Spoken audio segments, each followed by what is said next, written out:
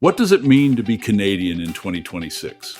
It means more than living inside our borders, more than holding a passport, more than simply calling this place home.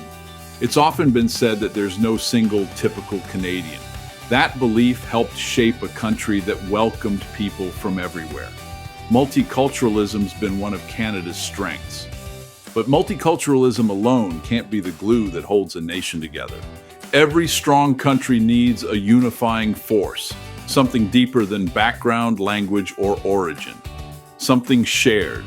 Today, that unifying force is under strain.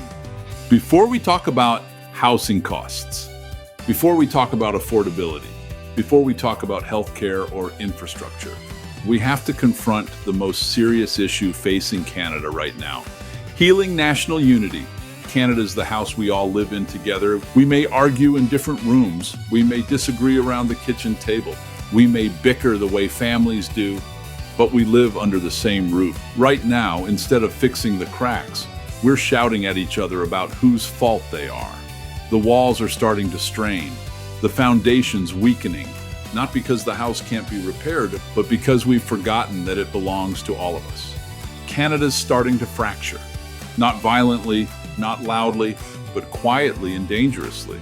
We see it in how we talk to one another. We see it in how politics has become about division instead of solutions. We see it in how entire groups of Canadians feel ignored, dismissed, or pitted against one another. And here's the truth we have to face. There's no improving affordability. There's no fixing housing. There's no stabilizing the economy. If the country itself comes apart, there'll be nothing left to save, and we'll all be worse off. Healing national unity means being honest about where the fractures actually are. Quebec's place in Canada has always been distinct. It's a nation within a federation with its own language, culture, and identity. Pretending that tension doesn't exist doesn't make it disappear.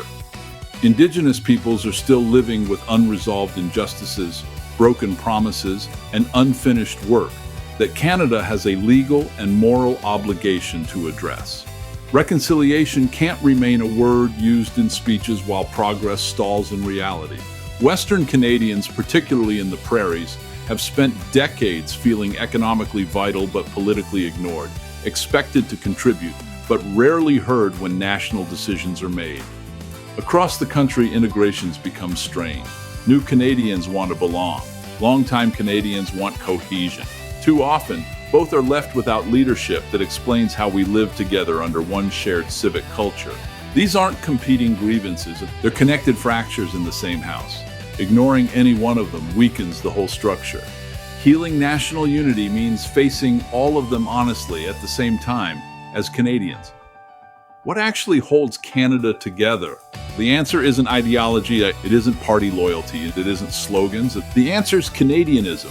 Canadianism rests on 5 pillars: respect, collective responsibility, stability, practical common sense, belonging. Canada's a place where you're allowed to fail. Failure isn't shameful, it's proof that you tried. Government after government kicked this problem down the road. Well, here we are, the United Canadian Centrist Party. This is why the United Canadian Centrist Party exists: to heal national unity, to tell the truth, to listen, and to bring Canadians back into the same room. Every policy must strengthen healing national unity. Citizenship gives you a legal status. Canadianism gives you a mission: united together.